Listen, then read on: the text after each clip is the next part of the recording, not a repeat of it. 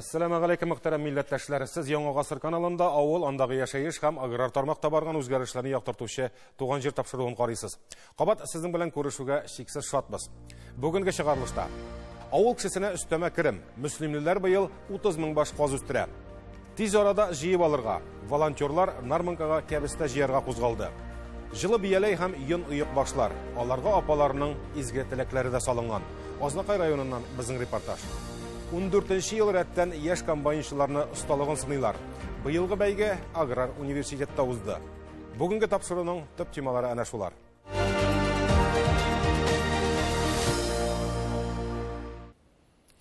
Республикада терлекчеләрнең зона киңәшмәләре үткәнен хәбәр иткән идек. Эшчәнлекләренә төпле бәя бирелде, алга саллы бурычлар да билгеләнде.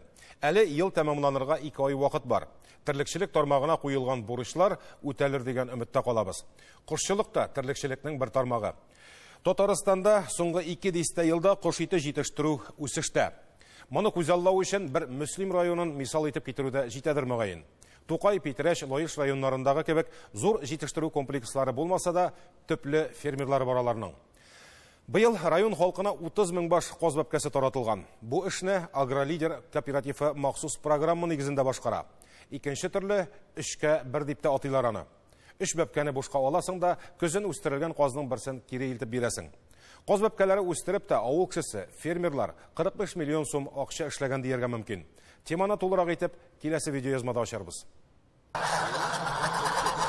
Авылда каракүз җиткәнен казлар тавышыннан да чамаларга була. Әмәкәй авылындагы шушы бушап калган фермаларны төзәтеп, Бәшировлар гаиләсе казлар асырга керешә. Эшне башлар алдыннан даже шутлап та тормагансыздыр. Просто тоттык та каз асый башладык. Бер иптәш абзый бар, шуның белән тотындык. Беренче елына 2000 каз асадык. Аннан соң инде мин аерымына үзем 3000нән үстерә башладым инде аерым. Мөслим районында каз бәбкәсен кайдан алырга дип баш ватасы юк. Ирек Хәмәдишин бәбкәләр чыгарып, күрше-тирә район халкында тәэмин итеп тора. Тәүлеклек бәбкәләр алып та азапланмыйлар. 3 атналыклары кулай ди фермерлар. Шотналыкны алырга тырышабыз инде, потому что уже бүтән теге ныгыган була, әзрәк үскән була, уже чиремгә генә җибәрәбез инде алгачта. Вакциналар каданган була, ныгыган каз була инде, каз бәбкәсе була. Шотналыклар инде бигүлме. Бигүлме дименә, аны шотка кертмәсәң дә була инде, үлеме бик әз була.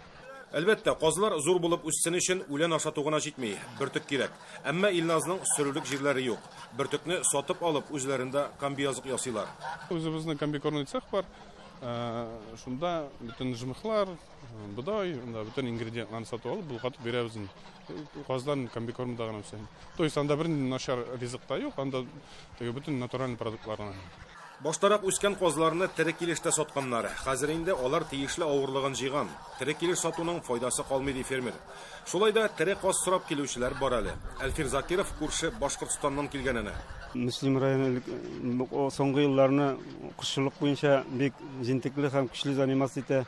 Аларның племенное дело развито. Аларның бройлерларында без постоянно килеп алабыз. Жыл сайын көз көне без казларга Мөслим ягына талпынабыз. Безнең Башкирияда, Бакалы районы бөтенсе шул яктан туклана. Күрәсез, авыл кешесе дә үстерелгән каз алырга тырыша хәзер. Тәүлеклек бәбкә алып азапланмый. Без үзебез райцентрда яшәгәч, анда хәзер теге птичий грипп мәсьәләсе дә килеп тугач, кушларны бит инде вугольный содержание дә обязательно чыгару ягы бик дөрес түгел хәзер, чыгарга кушмыйлар. Шуңа күрә без әзер продукт нине казны алып кайтып ашатып, шулай сую ягын карыйбыз. Илназ кебек авылда үз эшеңне башлау тәвәккәллек һәм тырышлык сорый шул. Аны теләсә кем башкарып чыга алмый да. Хәзер инде Илназга киңәш сорап килүчеләр дә бар. Марат Сафин күрше Актаныш районыннан килгән. Ул 2нче елын гына шөгыльләнә икән әле. Яңа җир бүлеп алып, яңа тораклар дип шул бер торак төзедегендә рабочийга бер домик, утарлар тотып инде шул система белән әле әкрен генә үсеп барабыз инде. Каз асраучыларның кайсыннан гына сорама, сату белән кыенлыклар юк. Декабрьдә үк сатылып бетә казлар диләр. Спрос казга бик күп. Ул бүгенге көндә фермерлар күп булса да, аның декабрь аена хәтле сатылып бетә ул. Язга ул уже кеше эзләй башлый. Ит кирәк, ул булмай инде. Бик сирәк фермерларда теге захранение калдырган зур холодильниклары булган кешедә генә кала инде. Узган ел кышчылык белән шөгыльләнүчеләргә авыргарак туры килде. Беренчедән ашлыкка кисәк кенә бәяләр күтәрелде, икенчедән кош гриппы афаты килеп чыкты. Нәтиҗәдә казларны иртәрәк суеп урнаштырырга мәҗбүр булдылар. Шундый афатлар килеп чыкмаса, бу юнәлеш белән эшләү отышлы ди Илназ. Тикшерүләр күп йөри, алсы сүздә юк. Сораган таләпләрне үтибез инде, шул. Былтыр действительно иртәрәк суя башладык. Потому что шулай дип сорадылар, анда кайдадыр тишегреп чыккан иде, безгә инде шулай туры килде. Безгә алай зыян тимәде инде. Менә бер кызыклы сон. Мөслим районында быел Ирек Хәмәдишин кооперативы авыл кешесенә, фермерларга 30 мең баш бәбкәне 3 атналык итеп үстереп саткан. Уртача менә тер килеш сатсаң, бәясе 1,5 дип йөри инде ул, бер каз. Менә 30 меңне 1,5 тапкырласаң 45 миллионлык Мөслим халкы 45 миллион өстәмә акча эшли дигән сүз. Шулай бит инде. Инде ул һәрбер кеше үстерми бездә, но менә 2,5 мең, 500 1,5 100 200 каз үстерүчеләр бар. Алар һәрберсе дә менә тагын димәк безнең районда өстәмә халык үзе үз көче белән 45 миллион тагын менә выручка ала дигән сүз әйме? Дөрес, әле сыер асрап, сөт сатып, аның кадәр акча эшләп була микән? Әле бит каз суюлар башланса, ул кадәрен эшкәртеп тә өлгерергә кирәк. Районда каз чистартып бирүче хатын-кызлар төркеме дә оешкан инде. Шулай ук бригадалар белән җыелышып, авылларның хатын-кызлары менә җырлар каз суешырга. Бер казга шулай 150 сум акча түлиләр фермерлар. Һәм инде менә монда тагын 4,5 миллион дигән сүз. Менә бөтенесен кушып карасаң, 45 миллион, 4,5 миллион, почти 50 миллионга якын безнең өстәмә табыш авылда яшәүче кешеләргә өстәмә керем дигән сүз. Илназ һәм Ралина Бәшировлар 1 ел элек эшкәртү цехы да ачып җибәргән. Ел сайын 60 мең баш ит чебие һәм 5 мең каз үстерәләр дидек. Кош итен эшкәртеп саткан очракта файдасы күбрәк ди Ралина. Без инде моныңча Чаллы шәһәрендә үзебезнең казларыбызны копчениягә бирә идек. Бу елны инде без шушы цехыбызны ясап, үзебезнең коптильный оборудование урнаштырып, кешегә инде үзебез коптитеп бирәбез, тозлап бирәбез, какланган каз була инде. Шулай итеп эшкәртеп, җиткереп тапшырабыз. Биредә эшләнгән ит ризыклары әлегә Мөслим районы кибетләренә тарала. Җитештерү күләме арткан очракта да сату белән кыенлыклар булмас ди Ралина. Ат һәм тавык итеннән ясалган ризыклары хәләл. Колбасаларыбызны без хәләл иттән ясыйбыз, тавык һәм ат итен эшкәртеп, атнасына 200 кило ит эшкәртәбез без һәм шуннан инде халыкка колбаса итеп ясап җиткерәбез.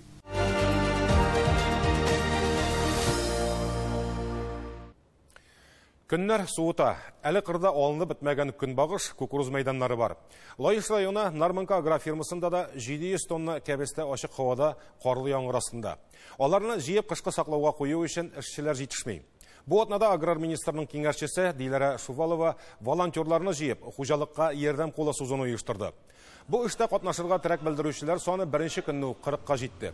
Кәбестә җыю һәм аны кышкы саклауга куюда Казан аграр университеты студентлары, Галләмов исемендәге Республика махсус гомуми белем бирү мәктәбендә тәрбияләнүчеләр, Казан дәүләт энергетика университеты һәм көллиятенең студент отрядлары вәкилләре битараф калмаган. Нәтиҗәдә бер көндә 60 тонна кәбестәне складларга урнаштырганнар. Ребята, кто сегодня молодцы? От имени всего Татарстана, от имени агрофирмы Нарманка, вам огромное, большое спасибо. Вы молодцы. Яшел чәчеләргә ярдәм кулы сузарга теләүчеләрне Нарманкада 2 куллап көтәләр. Бушка түгел, акчасын да түлиләр. Бер көнгә 1500 сум акча эшләп кайтасың ди кәбестә җыярга баручылар.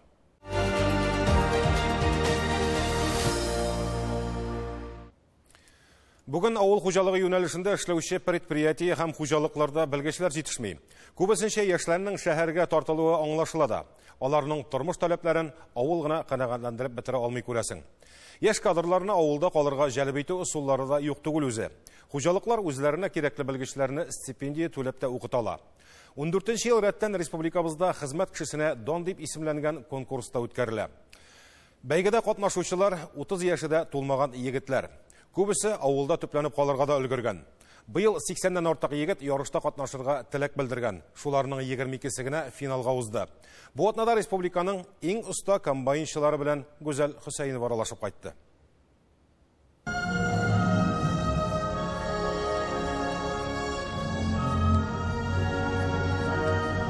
Быелгы бәйгедә катнашырга 80-гә якын яшь комбайнчы теләк белдергән. Шулар арасыннан эш нәтиҗәләре югары булган 22-се бүген финал ярышларында көч сынашырга килгән. Алар 17 районның данын яклаячак. Әле кичә генә комбайн штурвалы артында утырган егетләр хәзер белемнәрен теоретик яктан тикшерәләр. Һәр кайсы сезон дәвамында 2000 тоннадан артык ашлык суктырган. Белемнәрне теоретик яктан ачыклаганнан соң егетләр комбайн төзелешен аңлатып бирергә тиешләр. Бирегә тезеп куелган кыр карапларының берничәсендә утырып эшләгән егетләр дә бар монда. Мәсәлән, Илсаф Мөхәммәтҗанов Бөреле хуҗалыгында Полеси комбайны белән 3нче сезонын эшләгән. Бу елны бик әйбәт булды. Былтырны бик ярыйсы басулар да бар инде. Бик алай ук әйбәт булмады. Бу елны безнең басу да әйбәт булды. Шуңа күрә акчасы да әйбәт. 250 эшләдем инде. Җәйкенне әле сентябрьләрне санасам 300 дип санасам була инде. Авыл хуҗалыгында җәен акча эшләп була, кышкы чорда кыенрак ди Илсаф. Бәлки шуңадыр да укыган белгечлеге буенча эш эзләргә тели егет. Ул энергетика көллиятын тәмамлап, быел университетка укырга кергән. Әмма бәйгедә катнашучы егетләрнең күбесе авылда туып, тормышларын авыл белән бәйләгән. Я булмаса, авылда калырга план коручылар. Зөлфәт Шакуров шундыйлардан. Ул аграр университетта инженер булырга укый, 4нче курста. Аны яшь көч хуҗалыгы стипендия түләп укыта. Димәк, Зөлфәт укуын тәмамлагач та шул хуҗалыкка кайтып эшләргә бурычлы. Каникулларда азмы-күпме тәҗрибә туплаган инде, 5 ел кыр карабын иярләргә өлгергән. Быел яздан кайтып тырмада булдым. Соңнан ашлама басуга чәчүдә чыгардым. Соңнан инде җәй көне печән чабуда булдым. Быелгы бәйгедә катнашучыларның икесе генә аграр университет студентлары. Калганнары исә призлы урыннарга лаек булсалар, аларга аграр уку йортына укырга керү өчен юллама да биреләчәк. Шунысы куанычлы, менә бу ярыш безнең 8нче елдан бирле бара, инде 8нче елдан бирле бара. Шушы еллар эчендә безнең әнә шушы бәйгедә, шушы конкурста катнашкан күп кенә комбайнерлар, без аларга үзебезнең университетның безгә укырга керергә үзенә күрә путевкалар, юлламалар бирәбез. Шушы катнашучыларның бер 20-30% бездә шушы конкурстан соң укып чыгып белгечләр булдылар. Хәзер инде җитәкчеләр дә бар шулар арасында. Менә Чистайда эшләүчеләр, менә тагын Буга районында безнең җегетләр. Быелгы финалга чыгучыларны да, җиңүчеләрне дә авыл хуҗалыгы һәм азык-төлек министрлыгында кутладылар. Зәй районының Зәй агрофирмасыннан Рөстәм Мөхәммәтдинов республиканың иң яхшы яшь комбайнчысы булып танылды. 2нче урынны Мөслим районының Август Мөслим хуҗалыгыннан Фаил Гыйздинов алды. 3нче урынга Бөгелмә районының Северная Нива хуҗалыгыннан яшь механизатор Илья Тетиков лайык булды. Тот путь, который вы выбрали, я считаю, что вы очень правильно сделали.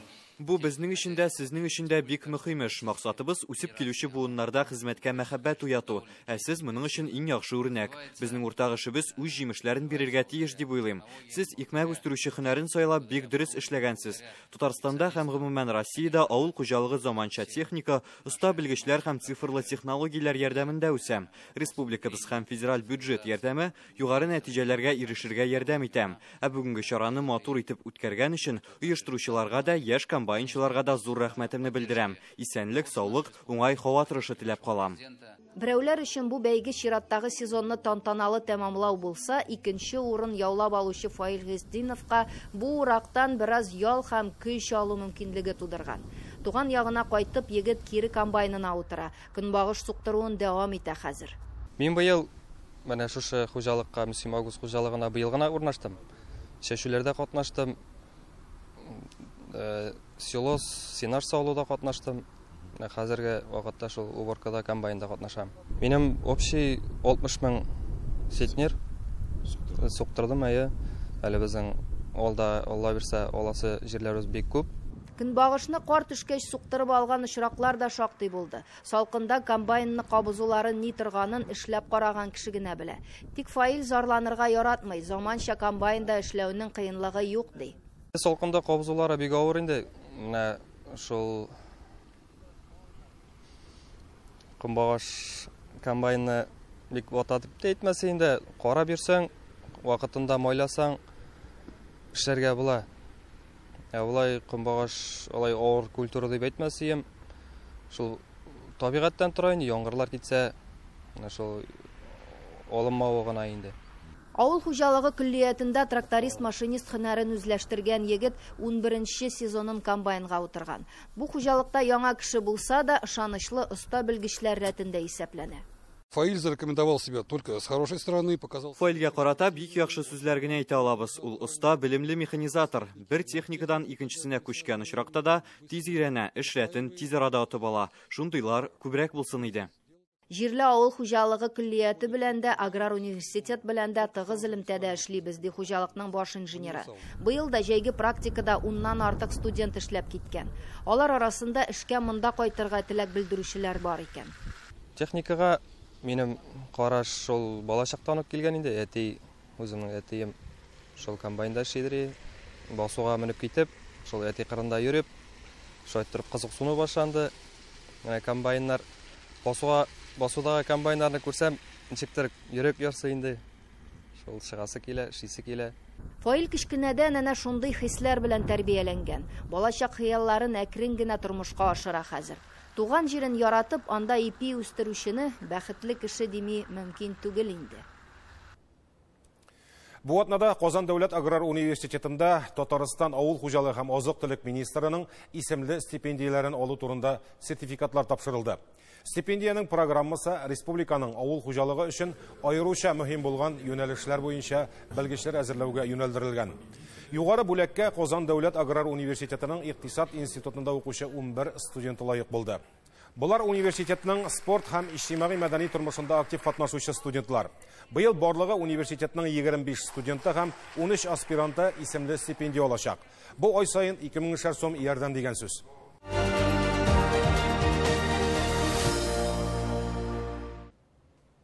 Азнакай районының Әгерҗе авылы мәдәният йортына җыелып, апаларының көйле-көйле йон уйыкбаш бәйләүләре, әдәби әсәрләргә кереп калган кич утыруларны искә төшерде. Юкса сарык йоныннан җеп эрләү күптән онытылып бара иде инде. Әле орчыкларда йон язу кирәк-яраклары да югалып бетмәгән икән. Бу апалар бәйләгән йон уйыкбашлар махсус хәрби операциядә катнашучы райондашларына җибәреләчәк.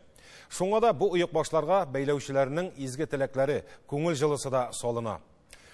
Авырлык килгәндә авыл халкы бердән була белә бездә. Кемне ничек булдыра ала, шулай ярдәм итәргә тырыша. Актүбә бистәсе халкыда битараф түгел. Анда төрле милләт вәкилләре ир егетләребезгә яшеренү өчен шелтәрләрдә тегәләр. Ил төкерсә, күл була ди безнең халык. Киләсе видео язмабыз әнә шул хакта. Сезнең янга барып кайта, һәр көнне күңелләре. Аралашуда сөйләшеп утыру, күңел юату, менә шулай иттереп сөйләшеп, җырлашып, шунда җылашып утырабыз. Авылларда булай җыелып утырулар күптән онытылган иде инде. Хәзер кемнең мөмкинлеге бар, барысы да бирегә килеп үзеннән өлеш кертергә тырыша. Әгерҗе авылы клубында көндә шулай җыелабыз ди апалар. 40 яшымнан өйрәндем дә шулай, күрше апасы әниләр өйрәтте дә, шуннан бирле мин бәйлим. Җигерлим. Балаларга, оныкларга бөтенсенә дә шулай җигерләп бәйлим. Менә хәзер үзебезнең лошындай җегетләребезгә ярдәм булсын дип, аяклары җылыда торсын дип, менә шундый ярдәм күрсәтәбез.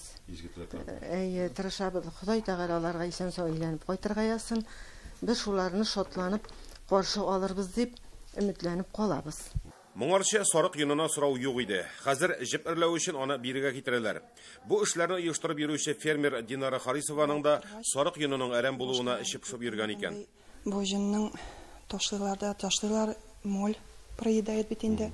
Мәйтәм, безнең солдатларга, чтобы согреть их, чтобы во благо было, что-то надо думать, придумать дип, Назиф Ниловичка шалтыраттым.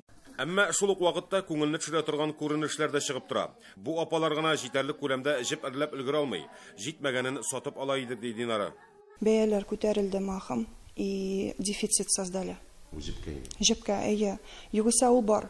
Мин төнне сәгать 1-гә хәтле җыкламыйм, иногда вот чыгаралар интернет сайтларында для, наверное, количества просто чыгаралар.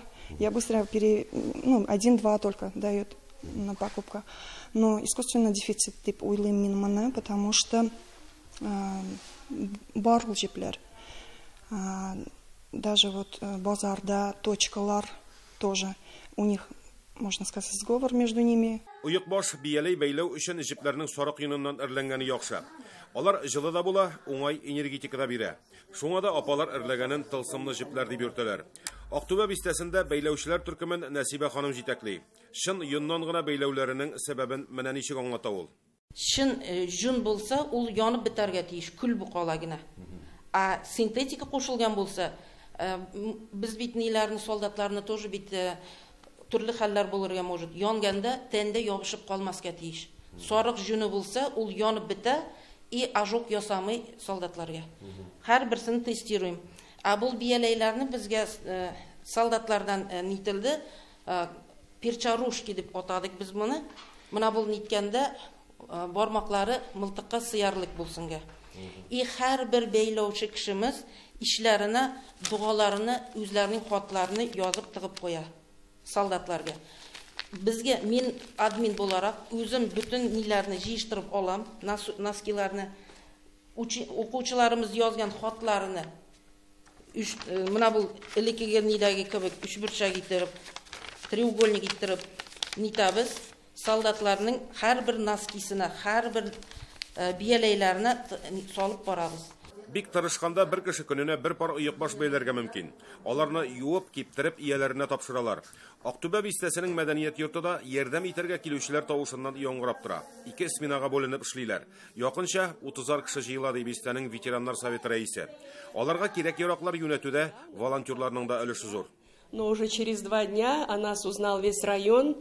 Мы только пока что в социальных сетях забросили объявление о том, что собираем ветошь. Мужчины начали приносить сети рыболовные, спортивные волейбольные, футбольные сетки. Мондый җаваплы чорда халыкның бердәмлегенә сокланырлык. Хәтта бер белмәгән кешеләр дә бирегә килеп, үзләренең ярдәмнәрен тәкъдим итәләр ди Нина ханым. Он просто даже имени своего не называл. Первые дни просто появлялся, приехал с тортом. Девочки, попейте чай. Мы про чай даже забывали, да? Монда килүче апалар бер ай элек тагын бер һөнәр үзләштергән. Төрле төстәге чүпрәкләр бәйләп, саклану сеткалары ясый башлаганнар. Монысы шулай ук түземлек сорый торган хезмәт. Күпме материя кисәргә кирәк аның өчен. Шимал буларак бу эштә кием салым, җәймәләр кулланыла.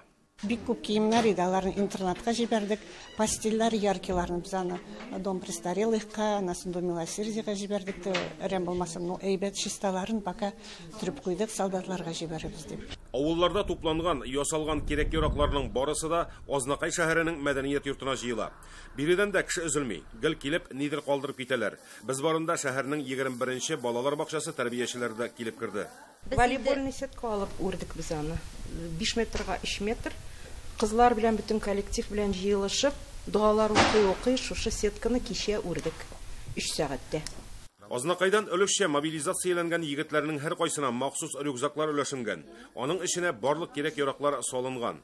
Инде март аенда ук бөтен Россия акциясенә кушылып 2 тонна гуманитар ярдәм җибәргән булган азнакайлылар.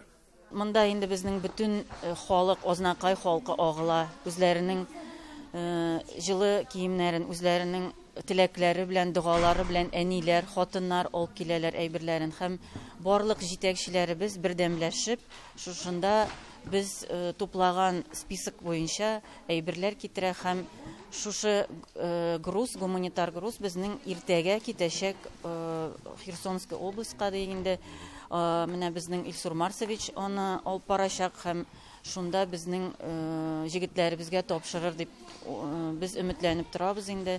20 тонна йөк күтәрүче машинага төялгән шушы кирәк-яракларны Илсур Хидиятов озата барачак. Үзе дә хәрби хәрәкәтләрдә катнашкан кеше буларак, егетләребезгә бүген нәрсә кирәклеген ул яхшы чамалый.